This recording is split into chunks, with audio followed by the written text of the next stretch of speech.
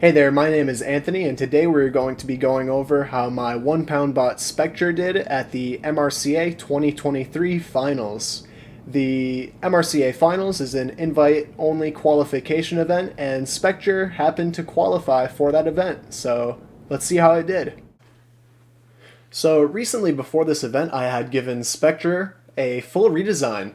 It used to look like this. I would call this one V1.2, and I ended up making a lot of changes in V2, primarily concerning the weapon.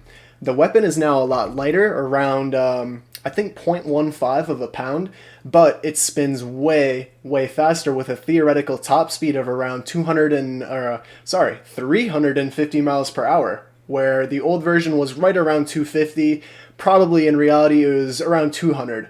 I also made the weapon a lot thinner, so I was hoping that would help me slice, and in the couple competitions that this version has fought in, it has proven to be extremely damaging and really good at cutting into plastic armor.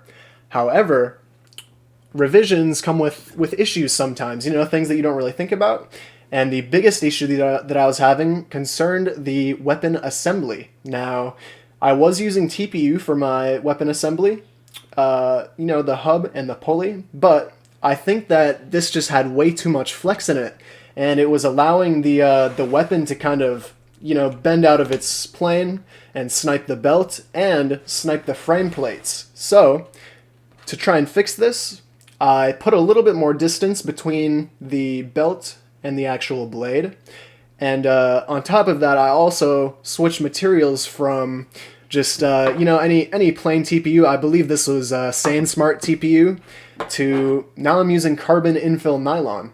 So going into this competition, I was really hoping that those changes would help me stop sniping belts, because that was a major issue with the previous versions of this version of Spectre. So let's see if those changes helped.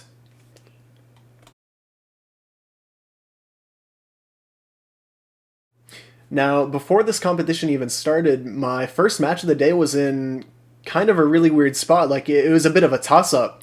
The brackets had been locked in for this event, being that it was a pre-seeded event. Everyone who was going was invited for the Antweight bracket.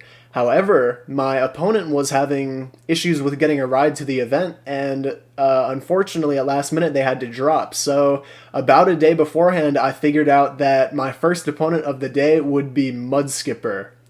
Now, if you don't know what Mudskipper is, it is a horrifying undercutter. It is very hard hitting, and I had fought it once before, and it one-shot me. Just simply put, it one-shot me, and going into this fight, I knew that I had to change something about the bot, because as it stands, I just don't think that I could even compete with the level of power that Mudskipper has, simply because of the fact that I think it just outreaches me so much. It probably has 3-4 inches of reach on its weapon, and even if I tried to go weapon on weapon with it, I think it would just it would hit my hub and just kill my weapon. So I decided to throw this little thing on the print a day before the event. I printed this 100% infill TPU wedge. It has about quarter thick walls. This back wall here was 1/4 inch. This is obviously post-fight, but I think you'll see that it ended up being a pretty good strategy compared to just running the weapon. Obviously, going into this fight, I was terrified, and I really thought that my chances of winning were less than 20%. I really did not feel confident going against Mudskipper, knowing that it's just such a hard-hitting opponent. So let's see how that fight went. From Remy. All right, let's start this fight in 3, 2, 1, go. All right, so you can see Spectre running across the box. They're going to be trying to keep that weapon stopped on Mudskipper. Same strategy across the board. If you can keep Mudskipper's weapon stopped, you have a pretty good chance of outpushing them. Spectre doing a great job of that so far. They've got to be relentless in their aggression. If they make a single driving error, Mudskipper going to get up to speed just like that. And there they go. Okay, slicing into the side of the wedge. But Spectre, they've designed that attachment well, so they've got at least a few hits like that where they can survive. Spectre just eating these shots. They're getting spun across the arena, though. That's giving Mudskipper more time to recover. Specture has to slow down their engagement, make sure they're not taking a hard shot like that. Uh-oh. They got tagged. Tap out. Your winner, Mudskipper. And that's all it took. So yeah, as I thought, I was not able to take out a win. However, I can say that I was winning at the start. I feel like this wedge was really kind of working well against them, and as you can see, it didn't really take that bad of damage, you know? It took a good slice right here. If I were to run this this wedge again, I'd probably make this back wall thicker. I believe it's around a 1/4 inch right now, and I'd probably take it up to at least a 1/2 inch, and to get that weight, I'd probably make the actual wedge material thicker, because as you can see, it's hollowed out on the bottom, and I believe if you were to go from plane to plane on the wedge, it's like a 1/4 inch thick, and Mudskipper got nowhere near to even puncturing that. So I can iterate on that if I want to. Let's take a look at the damage on the bot. Mudskipper got 2 really nice hits, one in particular after I made a driving error.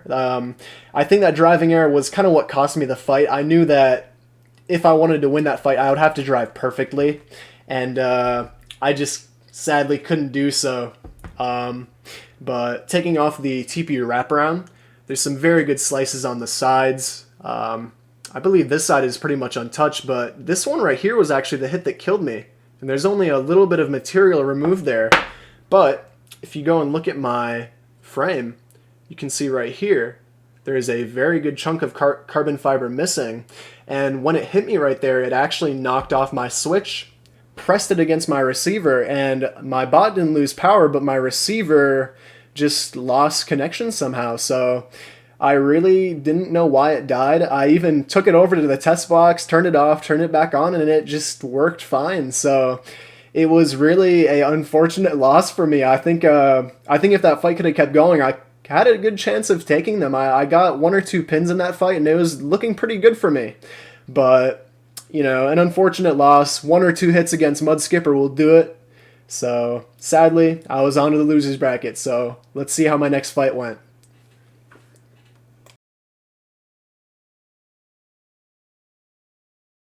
My next opponent of the day was ROA, or Rules of Acquisition. Now, Rules of Acquisition is a 4-wheel drive drum spinner. I felt decent going into this match because I knew that there were a couple strategies that I could try and use against him. The biggest one was going to be to lead with the back of the bot and try and whip around like that kind of Thagomizer motion, or sometimes you'll see Tombstone doing that. So I felt pretty good going into this one. I knew that if I could get a couple of good hits, I think his bot would go down. But at the same time, I didn't really know that because I haven't seen the upgraded versions of ROA in person, so I honestly had no idea what to expect from this bot. I have fought it once in the past. I won very, very luckily, but that was with a very, very old version of Specture and a very, very old version of ROA. So I really did not know what to expect with this one. Let's see how it went. Go, let's get this fight underway in 3, 2, 1, go. All right, so Spectre starting out backwards, trying to get that weapon up to speed without Rules of Acquisition jamming it up. Oh, using the back of the robot to just deflect that drum spinner on Rules of Acquisition. They know they can use Rules of Acquisition's energy against them. Now whipping around that blade, trying to slice those tires. Beautiful strategy. Oh, no. It was such a good strategy from Spectre, but 10, 9, 8, 7, 6, 5, 4, 3, 2, 1. What a frustrating way to go out. So, yeah. Overall, a really unlucky fight. I was taking him at the start. That strategy of leading with the back and whipping around was working beautifully. But one unlucky pop for me, and I was stuck in a position that I just can't get unstuck from. Stuck with the wall right here, and you know, the weapon just doesn't have enough power to kind of lift itself up. It's just not that strong of a motor. So unfortunately, that meant my day was done already. Now, luckily, I did get to do a couple grudge matches, so we'll get into those next. But overall, you know, not a horrible showing for Spectre. It was at least competitive in its fights, and it went up against two very, very good robots. So, you know, you can't win them all. No shame in going out like that. But yeah, let's get into the grudge matches. So this first grudge match was a really weird one. Um, it was just against a 3-pounder. Now, the builder of Beginner's Luck came up to me and they asked me if I wanted to join their 1-pound cluster to fight Ethan's 3-pounder Drummel. And I was like, you know, what the heck, let's do it. So I threw my bot into the box against the 3-pounder. That's about it. Let's see how it went. Ready, let's start this fight. In 3, 2, 1, go. All right. All robots up to speed, charging across the box.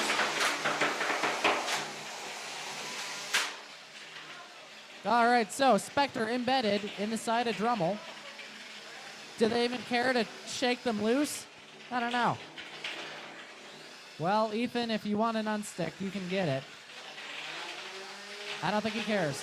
Peter McFlipperton in the mix, trying to break them free. I think Spectre is free. Yep, that weapon comes up to speed. Oh no, they collide with Beginner's Luck. That wasn't supposed to happen. Nosferatu might be down a weapon. Not sure how that happened. Drummel up to speed. First we're seeing of that. Trying to get back at Spectre. Now kicking around Beginner's Luck. Drummel just not able to land the power behind these hits to really cause some damage. We're about halfway through. Peter McFlipperton still holding on to Drummel. This was a tournament match, and then everyone stopped caring, and here we are. So 45 seconds left. I guess I should be calling them Turnadozer. Currently bullying Drummel.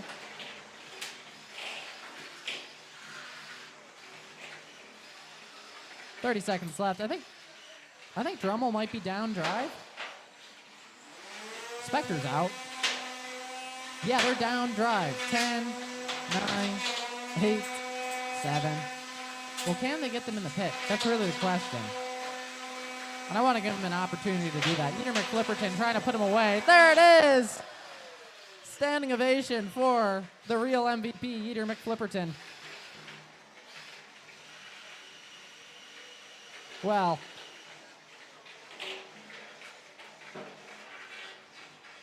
So yeah, that was really kind of weird for Spectre. It managed to do a surprising amount of damage to Drummel. However, there was two moments in the fight where it just turned off. Once, I think around 40 seconds in, and then again at 1 minute where it just died for the rest of the match. This is going to, spoiler alert, it's going to end up being an issue in the Rumble, and I really don't know what's causing it. So I think what I'm going to do next with this video is I'm going to do a quick kind of functionality test and just look through the bot, look for maybe any hidden damage or just anything that I'm maybe missing. And then I'll end the video out with the Rumble. So let's get right into that. Alright, recording from my phone now. The bot is on and the box is closed, so let's see if we can figure anything out from doing a quick functionalities test.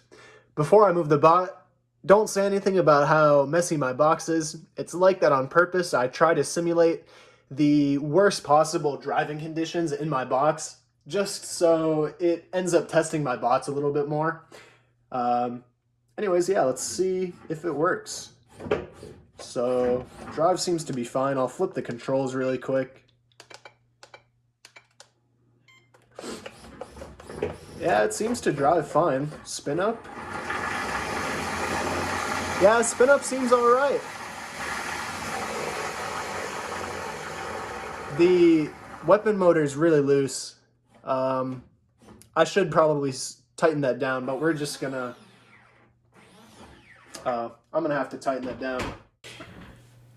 So I ended up playing with the bot a bit off camera, and it looks to me like we have some kind of intermittent electrical issue like a loose wire or maybe just a bad receiver or something. So let's take apart the bot here. I already have it mostly disassembled, but we'll pop off this top plate, and we're just gonna see if we can find anything wrong with the internals of the bot. So let's pull out the battery.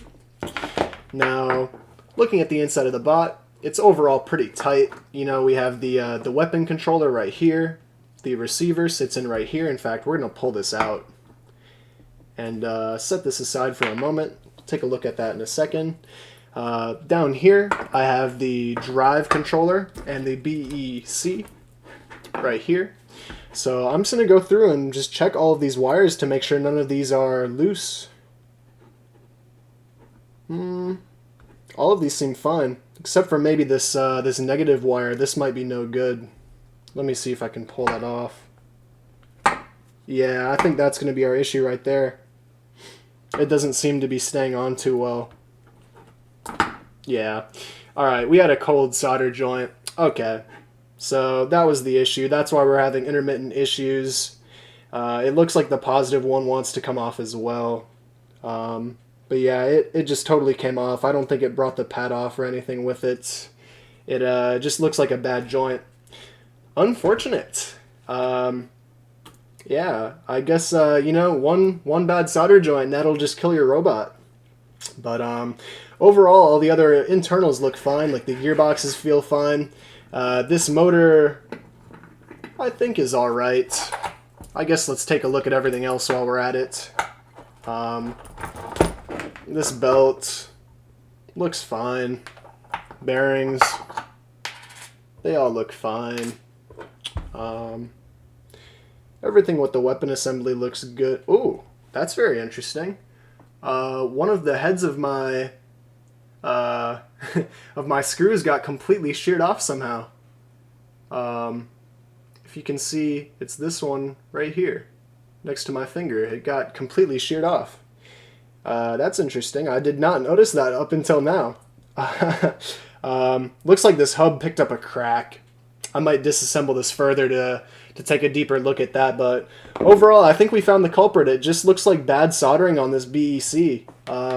The receiver itself, I mean, we can unwrap this quick, but I think this is fine. All of these prongs feel fine on here. None of them are bent or anything like that. I don't think the receiver is the actual issue here, so I think that we just had in and out receiver power. So it looks like that's what was kind of getting to me towards the end of the event, and I guess in the Mudskipper fight. Really unfortunate.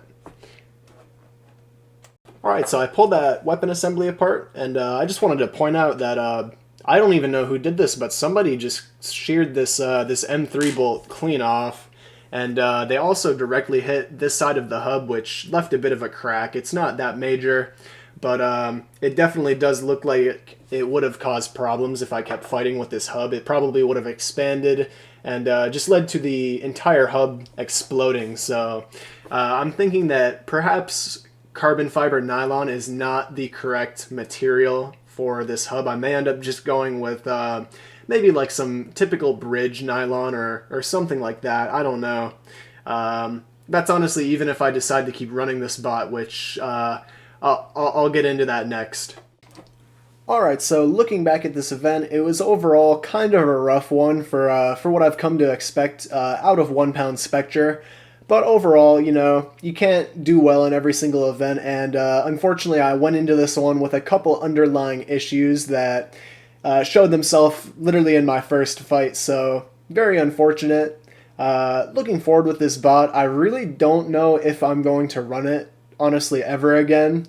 It's very possible that just because of the amount of parts that I have, like I have 1, 2, and if you want to include this one, I have 3 weapon blades, all kinds of hubs, carbon fiber panels, all kinds of stuff to keep running this bot. But I don't know, I'm kind of getting to the point where I'm kind of bored of the 1 pound version, and especially since I have the 3 pound version of Spectre that I like so much more.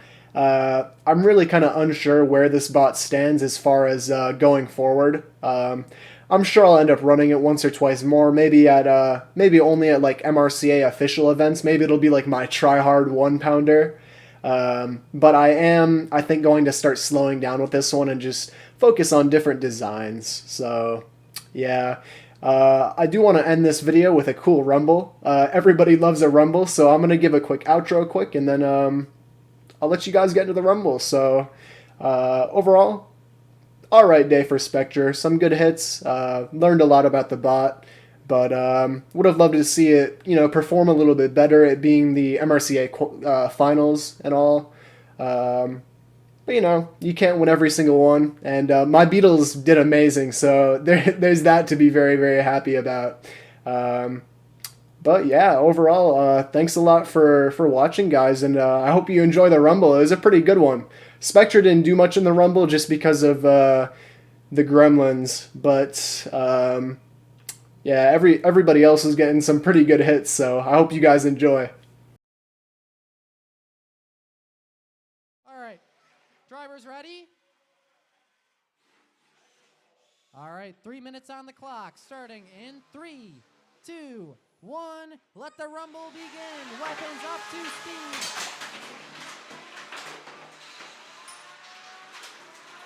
I don't know where to look. All right, so the Fox, in the center of the arena, they got that weapon up to speed. Froggish tumbling around. Yep, Painkiller still spinning. Spectre might be dead. Oh, hard shot there. Painkiller trying to knock Spectre back into commission. Slam got a good pop. Didn't even realize they were in the rumble. Plenty of wedge bots, but keep an eye on the horizontal spinners. Graphite getting in the mix. Chevin Craig got MP3 around. Whatever black and red horizontal spinner throwing sparks on the floor. They're still spinning. They got a good weapon on them. Super Space Turtle looks like they're down a 5 spot. We got whatever unicorn robot. I forget the name of that.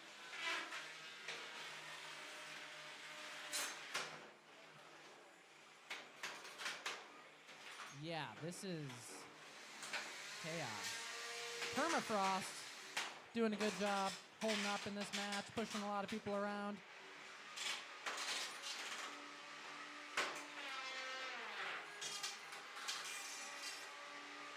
We are just about at the halfway point in this match. Slam still got a spinner. Runabout still got a spinner.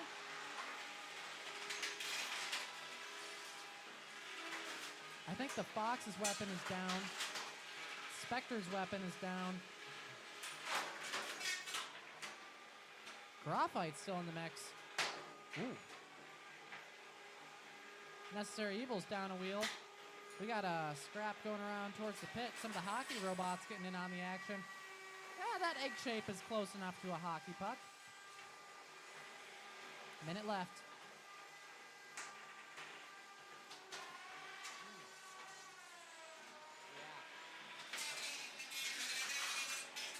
I think Runabout standing out right now is one of the more reliable robots here. Still got a weapon up to speed, still carving into the sides of anyone they can hit.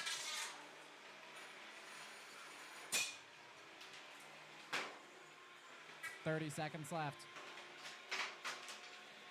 We're going to start getting to the point where batteries start to die. A lot of these robots only built to run 2-minute matches.